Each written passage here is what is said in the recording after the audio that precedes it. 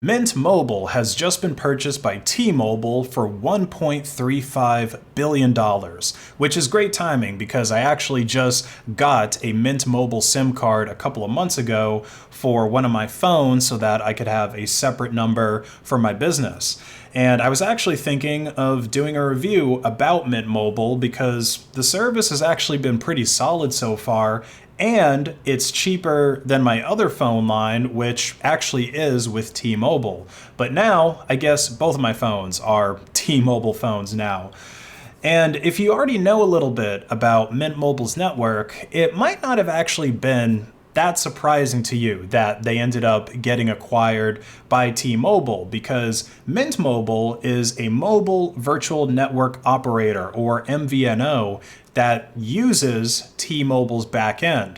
There's something like 139 MVNO brands in the United States, and usually they are the companies that have the cheaper budget plans where a company like Mint is basically reselling the bandwidth from the companies that do have the infrastructures, that have the cell towers and stuff like that, such as Verizon, T-Mobile, and at&T.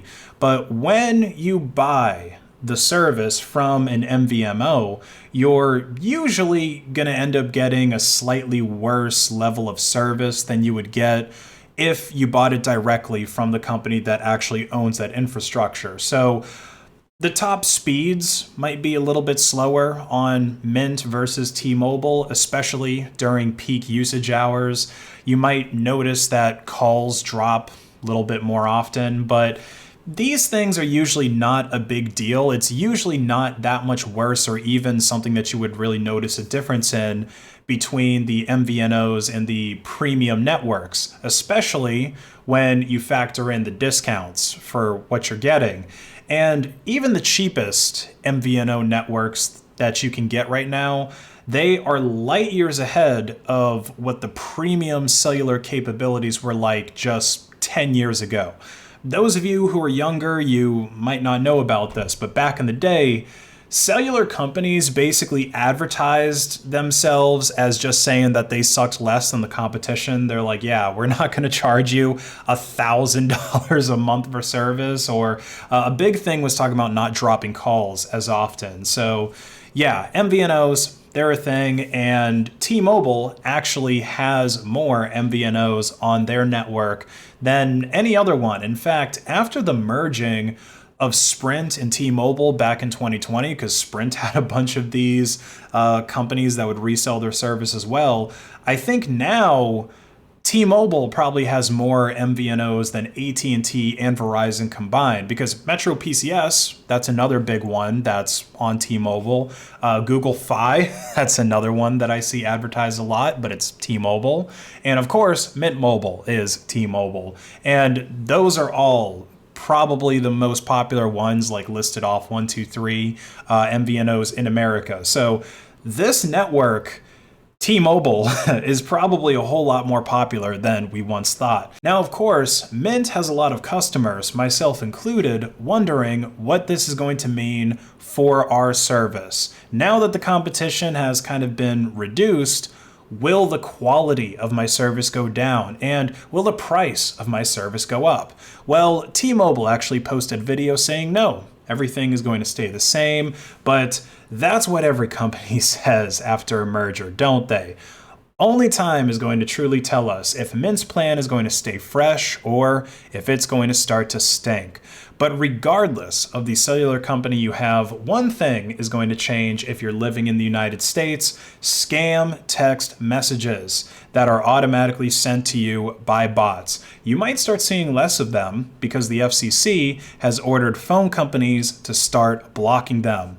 We can see that this was issued by the FCC just the other day. Scam text messages have gotten so out of control, even I get them, so I bet that the people working at the FCC are getting a whole bunch of them as well, which is probably what prompted them to pass these regulations.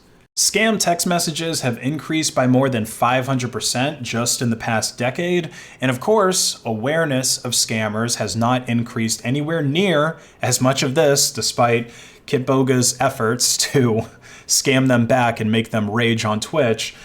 people are remaining just as gullible when they do end up getting called up by one of these guys. So the number of scam victims has almost certainly shot up as well.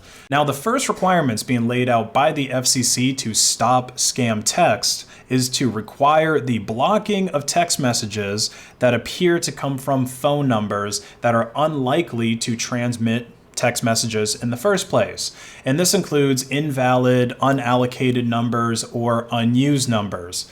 And it also includes numbers that the subscriber to the number, the person that's using that phone number, has identified as never sending text messages, and numbers that government agencies and other well-known entities identify as not used for texting. So this seems like a pretty straightforward approach, right? Let all of the people who don't actually text and all the numbers that aren't being used, just disable them automatically. And the people that aren't going to use that texting functionality of their number, let them turn it off. And another rule will require each mobile wireless provider to establish a point of contact for text senders, or have providers require their aggregator partners or blocking contractors to establish such a point of contact, which senders can use to inquire about blocked text. So we're going to see how well these new regulations protect customers, assuming that the FCC is actually going to take any time to enforce these regulations on the mobile companies, because a nonprofit watchdog group, Campaign Legal Center, recently told government officials that FCC employees have been buying and selling stock in Comcast, Charter, at&T, and Verizon. This is a big problem because the FCC is required to regulate communications, which has a huge impact on the profits of these companies. These regulations with stopping scam text, for example, they're probably going to cost each of these companies millions of dollars to thoroughly implement. And if the FCC's own stock in, say, Verizon, then they might not hit them with fines if they don't comply, because that's going to impact the price of the stock. Here in CLC's letter, we have a breakdown of some of the stocks that were owned and the amounts that were owned, the year that they were owned, and the FCC official that owned these stocks. So we see the deputy bureau chief, they had at&T stock, and that was valued between $2,000 and $3,100. Deputy bureau chief, Charter Communication, $4,000 to $60,000, and you can see all the different listings here.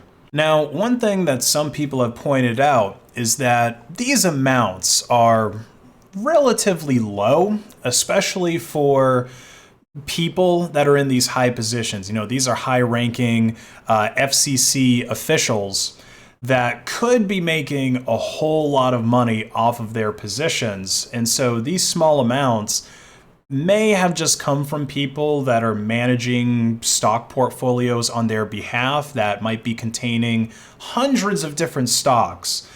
And so because it's being managed for them, it's not this intentional corruption, you know, it's not them intentionally buying shares of companies that they are supposed to be regulating so that they can have these huge profits. But I honestly wouldn't put it past the FCC to do something as blatant as this. I think people know by now that they are in the pockets of these companies like Comcast and at&T, and they've been in their pockets for a long time now. And even if this is just something that's kind of innocent, like these guys just invested in an index fund or they have someone else managing the portfolios on their behalf, that person should probably know that they are managing the portfolio of an FCC member and the laws that come with that in order to prevent any conflicts of interest. They should not be buying stocks for them in any communications company, even if it would give them a good return. In fact, they especially shouldn't buy it if it's going to give them a good return, because preventing corrupt trading is the whole point of this law.